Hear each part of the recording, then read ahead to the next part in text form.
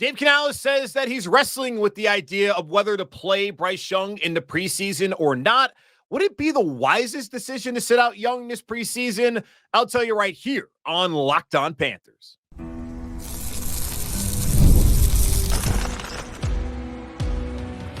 You are Locked On Panthers, your daily Carolina Panthers podcast. Part of the Locked On Podcast Network, your team every day.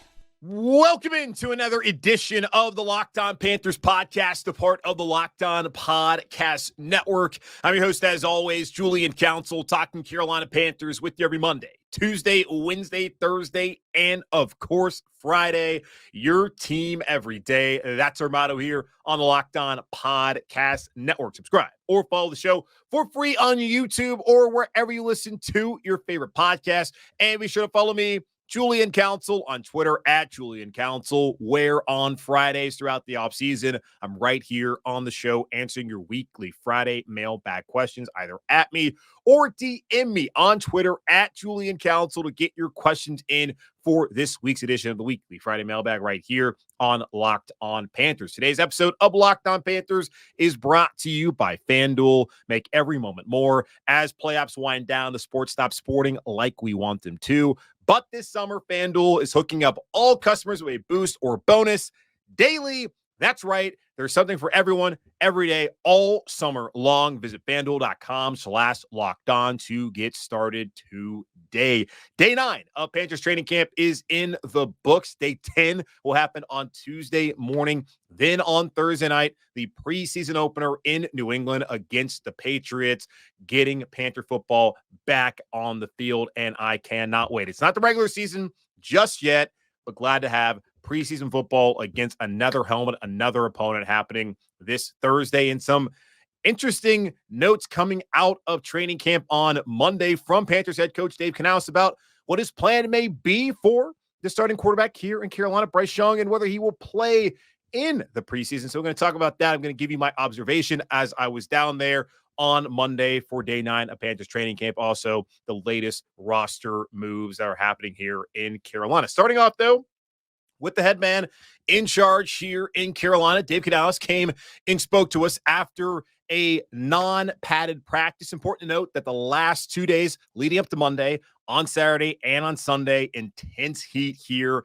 in Charlotte. Decided after 2 padded practices would make sense on Monday to give a lot of vets the day off, to be non-padded, then get back into pads on Tuesday and really ramp up for that preseason opener on Thursday. So a nice little rest day for a lot of guys here in Carolina. Of course, Panthers been banged up with the injuries. Get an update here in just a moment on one key Panther who walked out of practice on Sunday. But Canales came out and said, nice bounce back day for the team after maybe not being their sharpest over the weekend. He did say he's still looking for that consistency. And you can wonder too, when Shaq Thompson, Tommy Trimble, and a lot of the vets aren't out there, both offensively and defensively. Taylor Moton, he was not out there. Austin Corbin, that's not due to injury, just bad days for those guys. You have to wonder, are you going to have the kind of consistency you're looking for? And watching offensive period, and this has been my thoughts every time I've been out there. I've been out there now 4 days. All, unfortunately, have been non-padded practices. I was pretty frustrated, actually, when I got out there on Monday and saw that, they're not wearing pads. Great. So I miss Clemson on Thursday. I missed Saturday and Sunday being down there in Columbia. Didn't come back. Excited for a padded practice, and it turns out to be a non-padded practice. And of course, got to go to work on Tuesday, so I'm going to miss that padded practice. But I will be there next week for the Jets practice, combined practices they're going to have there. Excited for that portion of the training camp, which also will be the last day of training camp. So you can wonder, though, if they can have the same consistency when you're missing that many guys. But still, Dave wants to see more energy, more intensity, and that consistency each and every practice, whether the pads are on or off, or whether Shaq's out there or Taylor's out there or everyone's out there, wants it to work out in a better way as far as consistency goes. Xavier Legette walked off of the field, left practice early on Sunday. A lot of concern about the Panthers' first-round pick and whether he was going to have a significant injury. They did an MRI, and this came out over on Twitter. You found out about that. Ian Rappaport of the NFL Network was actually at training camp on Monday. He and a bunch of other local reporters also put out that there was an MRI, that revealed no fractures in Xavier Legette's foot. He is day-to-day, though, and he will not play in the preseason opener against the New England Patriots. Terrace Marshall Jr., also scary moment for him at practice, collided with Deshaun Jameson during team period, was yelling on the ground for a little bit. He did walk off under his own power, and then he came back later on. Dave said that he just got the wind knocked out of him, so good news, as Marshall looked really good prior to pads going on. I heard mixed results from people I talked to at training camp today about what they felt like he's done since the pads have come on. One person said that he felt like he's disappeared. The other one person told me that they felt like that was a harsh analysis and that he's looked to be just fine so far. Didn't really do a ton today. That was one thing that stood out, that he did go down, but did get back up. Speaking of the preseason, I asked Dave Canales, is anyone else outside of Legette, any injured players, vets that you're planning on not playing into preseason on Thursday? He told me that he will wait to see who's available on Tuesday night, and that's when they will make the decision. Then Joe Person of The Athletic followed up and asked Dave Canales about how a lot of teams in the NFL have decided that they're not going to play a lot of their starters, in particular their quarterback. Sean McVay came out when Matthew Stafford went to the Los Angeles Rams and said he will never play in the preseason for me as long as he is our quarterback here in Los Angeles. I wondered, would that be the philosophy that Dave Canales takes up, or will he play his starters, in particular Bryce Young, in the preseason? He said that he is wrestling with the idea of whether to play Bryce Young. He looks at it as a positive that there's value in Bryce playing with Austin Corbett, who's the new center here in Carolina. And he's told us not to make too big of a deal about the change and also the back knee injuries, in particular the meniscus tear he suffered last year, as that's not that big of a deal compared to, of course, the ACL that kept him out until week 6 of last season, where he only played 4 games before having that meniscus tear in that same knee that was surgically repaired the season prior. So he would like to see those two guys together, but also knows that they're going to depend on Corbett. They're going to depend on Bryce. They're going to depend on Deontay Johnson. And, of course, defensively, Derek Brown, a lot of those guys to help him out all season long. Do you want to expose them to the potential injury? And if you're a Panther fan, especially, think about it's New England. The preseason games that the Panthers have had in New England recently have not gone well injury-wise. Go back to 2019. It's a preseason dress rehearsal. Cam Newton gets hurt, breaks his foot, and that was the last that we would have seen of Cam Newton had he not come back to Carolina during that 2021 season when Sam Darnold was injured. That really sunk the Panthers season there in 2019. Then a couple years ago, Matt Corral, some of y'all who believe was going to be the franchise here in Carolina, obviously that did not happen, as he's not even in the league right now. He gets hurt. So the Panthers in a situation later on that year, after Baker failed, after they moved on for PJ Walker, where they potentially could have thrown out Matt Corral to see what they had in him. I don't think that would have been the case. Sam Darnold was going to be the guy regardless, because Matt Corral, as we saw, could not play. But Corral gets injured there in New England. Do you want to test the voodoo that is Gillette Stadium when the Panthers play a preseason game there and have some important players out there playing? I'm going to go ahead and knock on wood. Do not blame me if something unfortunate happens to any of the players, but it's just one of the things that I feel like a lot of people have in the back of their minds. It's New England. Bad things happen in the preseason for Panther quarterbacks, in particular, when they play New England. My hope is that trend ends on Thursday, and certainly would if Bryce Young does not play. I don't necessarily believe it's the wisest thing not to play Bryce Young this preseason. It's a brand new offense. You have a brand new center. Whether Austin believes we should make a big deal about it or not, still important, I think, to have that center quarterback exchange in real live game snaps against New England. Now, next week will be a little bit different with the joint practice on Thursday with the Jets. You don't really need to see the starters out there on Saturday in that preseason game, as they're going to get the bulk of the work in a controlled environment on Thursday against the Jets. They don't need to be out there next Saturday. But this time around, where you want to see him, the offensive line for the most part is healthy. It was a vet day for Milton, vet day for Corbett. Damian Lewis has been a little banged up, but he was out there. You have Robert Hunt, who's been available as well. The offensive line is, and Icky as well, the offensive line is healthy. So you can go out there and have your starting offensive line and have Bryce out there. Now, if you didn't have your starters healthy, then I would understand. I just think that Bryce needs to get the game reps in this system with this offensive line, with the running backs behind him, and with his receivers. Get that timing down in game with Deontay Johnson. Get that timing down in game with Jonathan Mingo, and of course, Adam Thielen as well. I would like to see it, one, because I don't want to sit here and have to watch a 3-hour preseason game and not even see the starters at all, because that just feels like a waste of everybody's time, even though there are important things that are going to happen evaluation-wise for the team and that we can talk about here on the show. I just would like to at least get a series, maybe 2 of the starters, just to get a glimpse of what it's going to look like on the field potentially this season. I would like that. I'm imagining that you would like it, but I do understand the point of protect your quarterback. Don't put out your biggest asset out there, potentially get injured in a meaningless preseason game. Totally understand that. I just think that this season in a new offense with these new pieces, the first time these guys are playing together should not be week 1 in New Orleans. I want to see them, and I really think I need to see these guys out there this weekend. Maybe not so much next weekend against the Jets, but certainly against Buffalo, week 3 of the preseason. Let's not delay this until early September. That's just my opinion. Now, next year, if you bring back the same offensive line, you bring back Johnson, you bring back Thielen, you got Legette back here, Mingo and all of that, and they've been in the system, they've gotten down their timing, that continuity, totally fine with it. But this year, with all the change, I need to see them see live bullets on Thursday against New England, even if it's only for 6 to 10 plays, depending on how long those series go.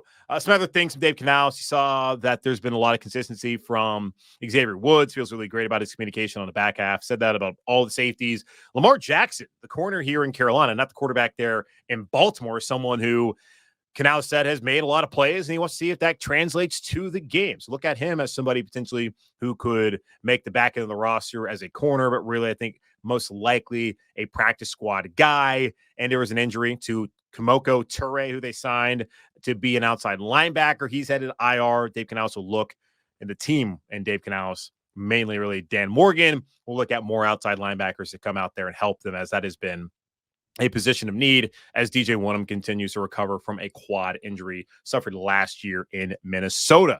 Day 9 of training camp was a non-padded practice, a big vet day for a lot of people. I'll give you my observations from day 9 of Panthers training camp here in just a moment on Locked On Panthers. I love sports. I love them so much. I never want them to stop. But with the playoffs over, we get fewer games, and the sports aren't sportsing like I want them to, but actually they are. Preseason football back in full spades this weekend, starting out the Panthers on Thursday at New England. You got the Olympics still going on. Major League Baseball is happening. The sports, they're sporting, y'all, but whether there are or they're not, FanDuel lets me keep the sports going whenever I want. All I have to do is open up the app and dream up bets anytime I'm in the mood. And this summer, FanDuel is hooking up all customers with a boost or bonus daily. That's right. There's something for everyone every day, all summer long. So head over to FanDuel.com/locked-on and start making the most out of your summer. FanDuel, official sports betting partner of Major League Baseball. After missing out on FanFest and practice on Saturday and Sunday, I was finally back out there, boots on the ground for day 9 of Panthers training camp, day 10 on Tuesday, then Thursday, the preseason opener in New England. It was a non-padded practice, much to my dismay, as I was hoping to finally get to see this team in pads. Other responsibilities and plans got in the way, but next week, it'll finally happen. Fingers crossed against the Jets. I'll be out there, maybe even Monday.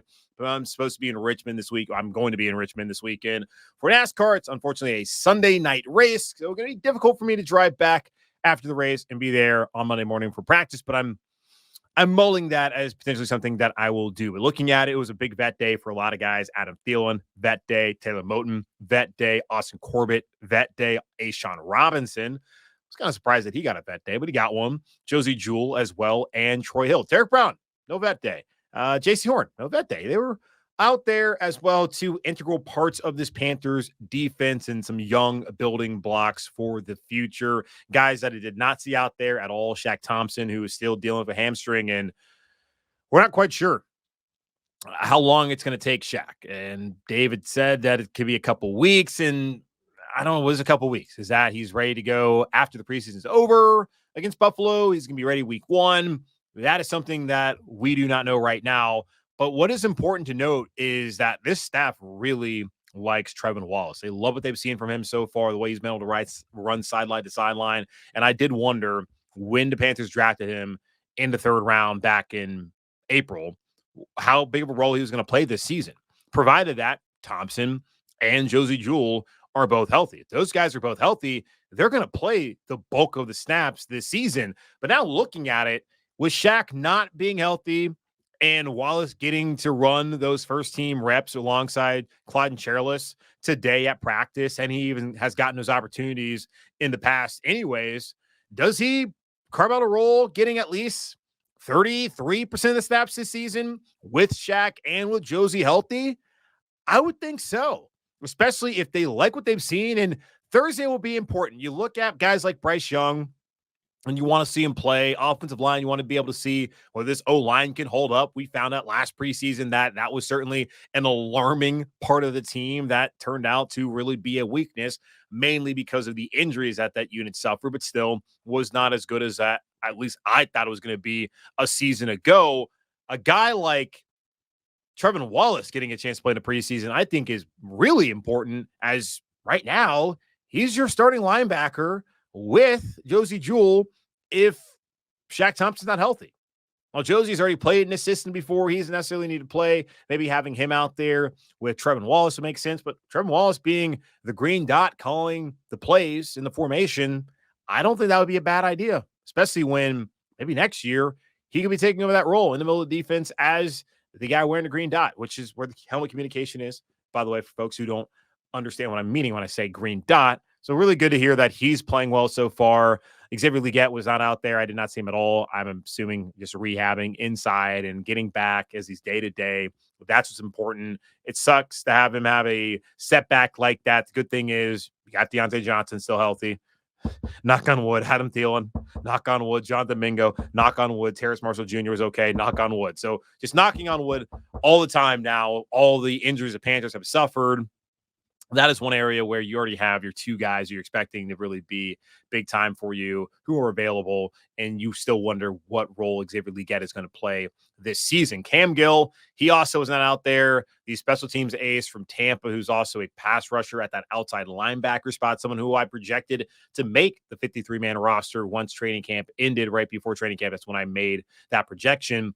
He apparently has a serious injury, and he's somebody who is not going to be around for a while, discussing this on the sideline with somebody else in local media. So that's something that we did not ask Dave Canales, but that is something to look at as the Panthers continue to make some roster moves. Maybe hear something about Cam Gill headed to IR, maybe an injury settlement. We will see as far as that goes. Other guys that are currently dealing with things that are trying to bounce back, Tommy Trimble, he was out there. Also was on the jugs machine after practice, was sitting there in a press conference room off to the side where Dave Canales came to talk to us. Same thing with Jatavion Sanders, waiting for Bryce Young. Could see Tommy Trimble on the other end of the field. He was down there on the jugs machine, catching with one hand, and he's continuously always doing that. Good to know that Tommy Trimble really cares about his craft, trying to get better, especially as he sits here and he's trying to recover. As Dave Canales come out and said, they do not want to have these guys out there until they are fully recovered. It's early August. They have not played a single preseason game yet.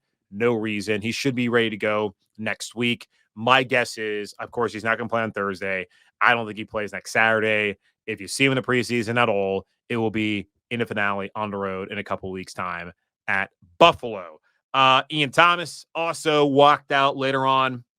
He was not there at the beginning of practice, but he did walk out in the middle of the practice out there. Yash Nyman was out the whole time, was kind of working out to the side. He's someone who so he broke his leg apparently, and whatever surgery he had to go back in there to make sure everything was stabilized. That is what has slowed him down so far. And it's a possibility that he starts off the season on PUP. And if that is the case, he misses the first 4 games. And if he does, going over the starting 5, It get left. You have Damian Lewis at left guard, at center, Austin Corbett, at right guard, Robert Hunt, at right tackle, Taylor Moton. Then the sixth offensive lineman is Brady Christensen, Cade Mays. Then you also have apparently Ricky Lee. Looks like he's in a good spot to make the roster. And the ninth guy would be Chandler Zavala.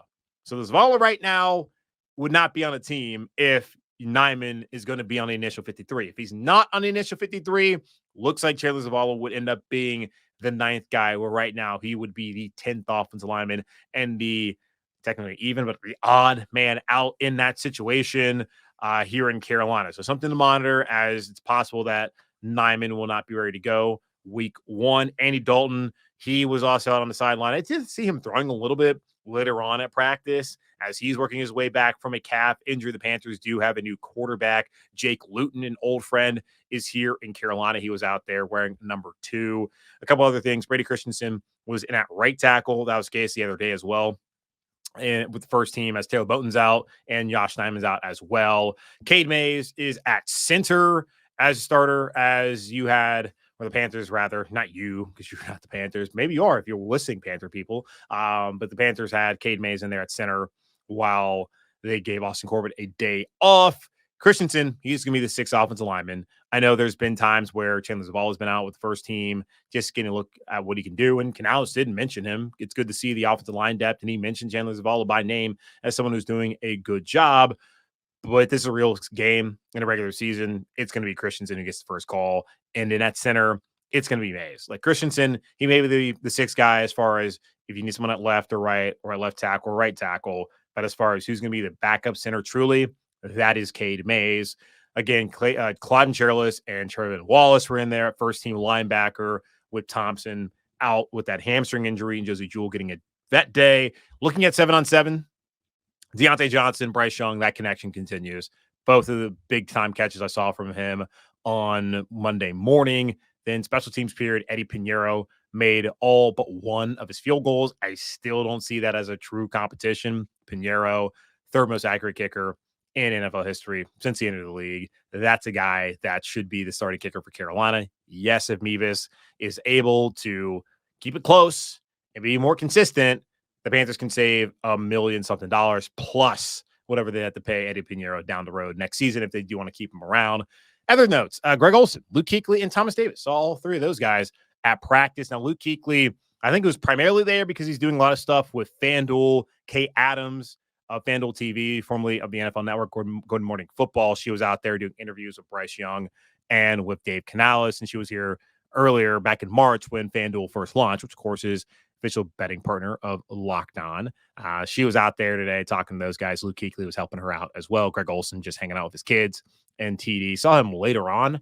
I don't think I saw him walking around practice, but when I was leaving the facility, I saw him walk out of like the PSL and like friends and family bleacher section there over at practice on Monday. And Ian Rappaport of the NFL Network also was hanging out there on Monday morning. The Panthers have made a couple of roster moves, as this roster is never settled. It is fluid. It is ever changing. We'll go over some of those latest roster moves here in just a moment on Locked On Panthers. This show is sponsored by BetterHelp. What are your self-care non-negotiables? Maybe you never skip a leg day or therapy day. When your schedule is packed with kids' activities, big work projects, and more, it's easy to let your priorities slip. Even when we know what makes us happy, it's hard to make time for it. But when you feel like you have no time for yourself, non-negotiables like therapy are more important than ever. If you're thinking of starting therapy, give BetterHelp a try. It's entirely online, designed to be convenient, flexible, and suited to your schedule. Just fill out a brief questionnaire to get matched with a licensed therapist and switch therapists anytime for no additional charge. Never skip therapy day with BetterHelp. Visit BetterHelp.com/LockedOn today to get 10% off your first month. That's BetterHelp, HELP.com/LockedOn. The Panthers continue to make roster moves as the injuries keep piling up, and they need to fill out some of the position groups like tight end. And speaking of tight end, the Panthers did make a move later on Sunday. And I told you this on Monday's show, which I recorded on Sunday afternoon. I'm sure at some point in time, you were either watching or listening, just yelling at me, being like, Julian, we already know what happened with Xavier Legette. We already know the Panthers have brought in Jacob Hollister to be a tight end, all that. I totally understand. This is a recorded show. Cannot always have everything happening at the same time that I'm recording the show. And, of course, try to go back and discuss it as well. So just a quick PSA there for anyone. I haven't gotten a look, but I'm just sure that there's been people who have been like, oh, well, we already know the answer to this question. It's already been answered. But, yes, okay. But the Panthers did on Sunday. They added tight end Jacob Hollister, formerly of the Seattle Seahawks, and waived wide receiver Devin Carter, formerly of NC State and West Virginia, who was signed back on July 26th. So Hollister came in. He was out there at practice wearing number 87. Not surprising that the Panthers would go and get a Seattle tight end. We had talked all offseason long about them potentially getting Noah Fant, Will Dissly, Colby Parkinson. It didn't work out. They finally got their Seattle tight end, though. Jacob Hollister is here to work with Pat McPherson, the former Seattle Seahawks tight end coach for all those years under Pete Carroll. Another move, the Panthers were looking to add a fourth quarterback. I missed this report apparently on Sunday from Joe Person that they were looking to bring back Jake Luton. That has happened. Jake Luton was with the team last year and other years in the past. He is now the fourth quarterback while Andy Dalton recovers from that calf injury, and it made sense to bringing somebody at least who's been around. He may not have been in his offense, but he's been around before, knows the guys, has that whatever chemistry, at least friendship with some of the guys off the field and in that locker room. Bring him in. And they didn't want to be in a situation where even if they play Bryce like a series or two, they didn't want to play Jack Plummer the entire time. It would be nice to see Jack Plummer out there, I guess, for them to evaluate whether he is worthy of owning that third roster spot as their emergency third quarterback, but they needed to see some other guys and to be able to have somebody who they felt like was effective enough to help them out. So Jake Luton will be that fourth quarterback. Bryce, maybe he plays. If he doesn't, it'll be at least one half of Plummer, one half of Jake Luton. If it's not longer than that, we'll see how they break it down. But again, Dalton, he was out there throwing a little bit at practice. Not much in their drills individually, but I did see him throw the ball a little bit later on at the end of practice on Monday. The corresponding move as they bring in Jake Luton was to move Kamoko Toure, the outside linebacker that they signed also on July 26th with Devin Carter, to injured reserve. Not sure what the injury is there. Canales did say that they'll look to add another offensive or another outside linebacker to the team. Clowney continues to be out there. Chase on, him and DJ Johnson both rotating as the other outside linebacker. And the fortunate thing is that Clowney, knock on wood, of course, has stayed healthy up until this point, has been solid for them as he's really wreaked havoc on a guy like Taylor Moton in certain situations. Gave Brady Christensen a lot to deal with today there on that side of the football, or the line of scrimmage rather, on Monday morning. But yeah, the depth there. Still waiting on DJ Wonnum. Amari Barno still working his way back from that ACL. Don't think he's going to be somebody that's going to be available anytime soon, as he's likely going to start the season off on PUP. And we'll see if that's the case with Wonnum. They're going to need to bring somebody back. And as I've been telling y'all here on the show, since they made that move to Toure and they've put Wonnum on PUP, and they brought in guys like Marquise Haynes and Yannick Ngakoue and even Carl Lawson, they're going to wait to see what's out there and also how long it takes Wonnum to be ready. And the way things are going with losing Toure, who wasn't really doing anything anyways, they're going to have to get back out there and maybe kick the tires on one of those three guys that they talked to and how to work out. But workouts, tryouts, however you want to put it, those are going to be happening again at that outside linebacker spot. And just to recap, Kamoko Toure, Devin Carter, Keandre Thomas, and Felipe Franks were all signed on July 26th ahead of back together Saturday, first week of training camp. Only Felipe Franks remains on the roster, primarily because Felipe Franks plays tight end, a position that has been just destroyed by injuries so far this season, and not anything that seems to be super serious. Thomas should be ready to go. Maybe week one will be a little touch and go. Trimble will be back very soon. Savon Sullivan, not so sure, as he's on IR, how long he will be out. The Panthers did add another tight end on Monday following practice. They signed tight end Jesper Horstad. He's a Princeton product, first entered the NFL as a undrafted free agent back in 2019, signed with the Bears. He spent time with the Bears, the Raiders, the Saints. He has appeared in 41 games over his career with 14 receptions, 131 yards, and 3 touchdowns. So good for him. The corresponding move is to waive wide receiver Tavion Robinson, formerly of Kentucky and Virginia Tech, who just signed like a few days ago. So he is no longer here in Carolina. wasn't going to make the roster anyway, so not really that big of a deal. The Panthers now head into the preseason game against New England with 5 tight ends: Ja'Tavion Sanders, Jordan Matthews, Felipe Franks, Jacob Hollister, and Horsted. I would imagine that Sanders, who we talked to after practice on Monday, he told me, I had asked him, really, how has Tommy Tremble and Ian Thomas helped you in particular as far as you coming to the NFL and developing as a tight end? He talked about really about his diet. That's been one of the things about taking care of his body. Ian Thomas has really been somebody who's really leaned in on him and has been a mentor to him. So good to know that Ian Thomas, for all the questions people have about why is he still around, he is helping Ja'Tavion Sanders, the future at the position, the guy who's here to take his job. He's been helping him out. And I've heard too that the coaching staff has been impressed by Sanders' ability to block. That was a question coming out of Texas. The receiving part has been a little bit slower to develop. I did see him make a couple of catches on Monday. Sanders should get a lot of reps with the ones, with the twos. Matthews will be out there as well. Those should be the first 2. I would think that those 2, and then Frank's probably just because he's been here longer. Now, Hollister could because he knows the offense, but Sanders, Matthews, Franks, I think they would probably get the most snaps in Hollister as far as just like with the 1s and 2s. Then Hollister and Horsted will also be out there, but Hollister should not be that much of an acclimation period for him in terms of like knowing what to do, because he should know what to do. He's worked with Pat McPherson before. He knows the offense that's being run here in Carolina. So that's the update on the latest roster moves here in Carolina.